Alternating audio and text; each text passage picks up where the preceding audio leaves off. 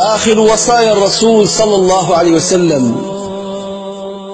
قبل وفاة الرسول صلى الله عليه وسلم كانت حجة الوداع، وبعدها نزل قول الله عز وجل: اليوم أكملت لكم دينكم وأتممت عليكم نعمتي ورضيت لكم الإسلام دينا. فبكى أبو بكر الصديق عند سماع هذه الآية، فقالوا له: ما يبكيك يا أبا بكر؟ إنها آية مثل كل آية نزلت على رسول الله صلى الله عليه وسلم. فقال: هذا نعي رسول الله صلى الله عليه وسلم. وعاد الرسول وقبل وفاته ب9 أيام نزلت آخر آية من القرآن: واتقوا يوما ترجعون فيه إلى الله ثم توفى كل نفس ما كسبت وهم لا يظلمون. وبدأ الوجع يظهر على الرسول صلى الله عليه وسلم، فقال: أريد أن أزور شهداء أحد. فذهب إلى شهداء أحد ووقف على قبور الشهداء وقال: السلام عليكم يا شهداء أحد، أنتم السابقون، وإنا إن شاء الله بكم لاحقون، وإني إن شاء الله بكم لاحق. وأثناء رجوعه من الزيارة بكى رسول الله صلى الله عليه وسلم، فقالوا: ما يبكيك يا رسول الله؟ قال: اشتقت إلى إخواني. قالوا: أولسنا إخوانك يا رسول الله؟ قال: لا، أنتم أصحابي، أما إخواني فقوم يأتون من بعدي يؤمنون بي ولم يروني، اللهم إنا نسألك أن نكون منهم يا الله. وعاد الرسول صلى الله عليه وسلم وقبل الوفاة ب3 أيام بدأ الوجع يشتد عليه، وكان في بيت السيدة ميمونة، فقال: اجمعوا زوجاتي. فجمعت الزوجات، فقال النبي صلى الله عليه وسلم: أتأذنون لي أن أبقى في بيت عائشة؟ فقلنا: نأذن لك يا رسول الله. فأراد أن يقوم فما استطاع، فجاء علي بن أبي طالب والفضل بن العباس فحمل النبي صلى الله عليه وسلم، وخرجوا به من حجرة السيدة ميمونة إلى حجرة السيدة عائشة. فرآه الصحابة على هذا الحال لأول مرة، فيبدأ الصحابة في السؤال بهلع: ماذا أحل برسول الله؟ ماذا أحل برسول الله؟ فتجمع الناس في المسجد وامتلأ وتزاحم الناس عليه، فبدأ العرق يتصبب من النبي صلى الله عليه وسلم بغزارة. فقالت السيدة عائشة: لم أر في حياتي أحدا يتصبب عرقا بهذا الشكل. فتقول: كنت آخذ بيد النبي وأمسح بها وجهه، لأن يد النبي أكرم وأطيب من يدي.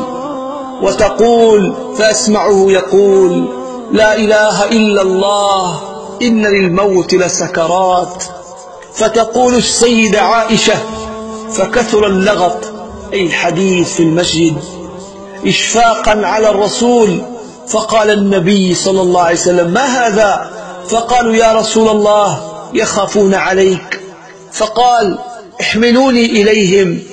فأراد أن يقوم فما استطاع، فصبوا عليه 7 قرب من الماء حتى يفيق. فحمل النبي وصعد إلى المنبر، فكانت آخر خطبة لرسول الله وآخر كلمات له. فقال النبي صلى الله عليه وسلم: أيها الناس، كأنكم تخافون علي.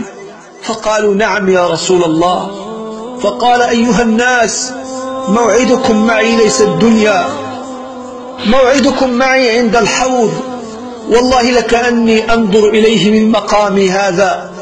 أيها الناس، والله ما الفقر أخشى عليكم، ولكني أخشى عليكم الدنيا أن تنافسوها كما تنافسها الذين من قبلكم، فتهلككم كما أهلكتهم. ثم قال: أيها الناس، الله الله في الصلاة، الله الله في الصلاة، بمعنى أستحلفكم بالله العظيم أن تحافظوا على الصلاة. وظل يرددها. ثم قال: أيها الناس، اتقوا الله في النساء، أوصيكم بالنساء خيرا. ثم قال: أيها الناس، إن عبدا خيره الله بين الدنيا وبين ما عند الله، فاختار ما عند الله.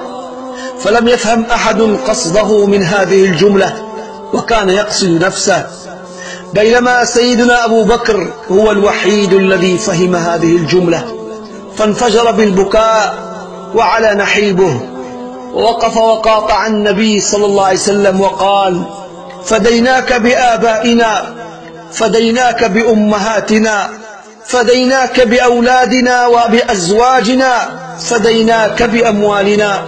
وظل يرددها، فنظر الناس إلى أبو بكر كيف يقاطع النبي، فأخذ النبي يدافع عن أبو بكر قائلا: أيها الناس، دعوا أبا بكر، فما منكم من أحد كان له عندنا من فضل إلا كافأناه به، إلا أبو بكر لم أستطع مكافأته، فتركت مكافأته إلى الله عز وجل.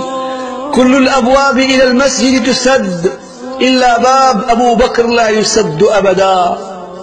وأخيرا قبل نزوله من المنبر بدأ الرسول بالدعاء للمسلمين قبل وفاته كآخر دعوات لهم، فقال: آواكم الله، حفظكم الله، نصركم الله، ثبتكم الله، أيدكم الله.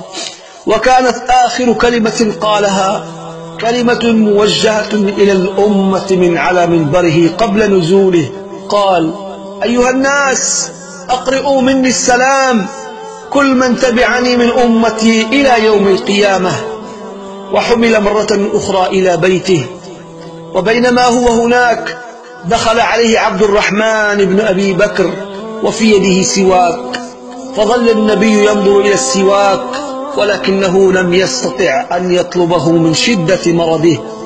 ففهمت السيدة عائشة من نظرة النبي، فأخذت السواك من عبد الرحمن ووضعته في فم النبي، فلم يستطع أن يستاك به، فأخذته من النبي وجعلت تلينه بفمها وردته للنبي مرة أخرى حتى يكون طريا عليه. فقالت: كان آخر شيء دخل جوف النبي هو ريقي، فكان من فضل الله علي أن جمع بين ريقي وريق النبي قبل أن يموت.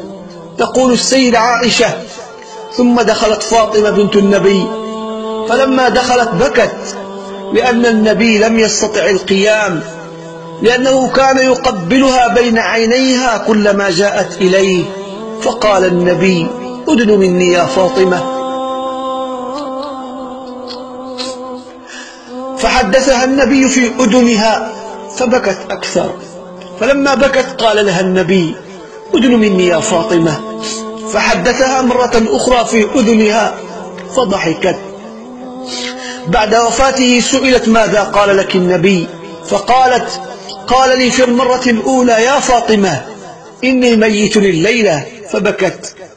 فلما وجدني أبكي قال: يا فاطمة، أنت أول أهلي لحاقا بي، فضحكت. تقول السيدة عائشة: ثم قال النبي: أخرجوا من عندي في البيت، فقال: أدن مني يا عائشة. فنام النبي على صدر زوجته ويرفع يده للسماء ويقول: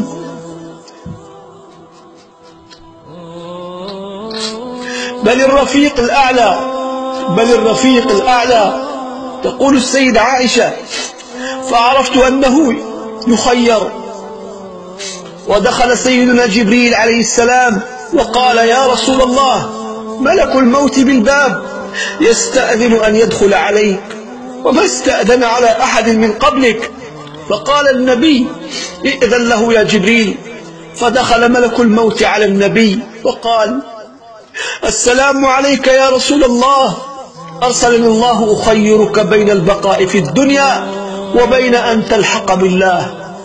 فقال النبي: بل الرفيق الأعلى، بل الرفيق الأعلى. ووقف ملك الموت عند رأس النبي وقال: أيتها الروح الطيبة، روح محمد بن عبد الله، اخرجي إلى رضا من الله ورضوان ورب راض غير غضبان. تقول السيدة عائشة: فسقطت يد النبي وثقل رأسه على صدري، فعرفت أنه قد مات، فلم أدر ما أفعل، فما كان مني غير أن خرجت من حجرتي وفتحت بابي الذي يطل على الرجال في المسجد أقول: مات رسول الله، مات رسول الله.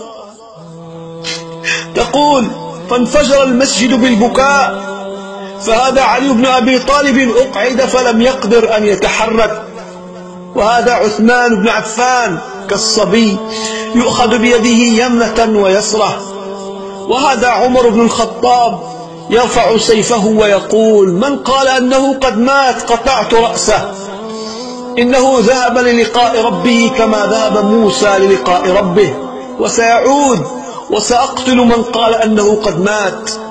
أما أثبت الناس فكان أبو بكر الصديق رضي الله عنه، دخل على النبي واحتضنه وقال: وخليلاه، وخليلاه، وصفياه، وحبيباه، ونبياه، وقبل النبي وقال: طبت حيا وميتا يا رسول الله. ثم خرج يقول: من كان يعبد محمدا فإن محمدا قد مات، ومن كان يعبد الله فإن الله حي لا يموت. فسقط السيف من يد عمر.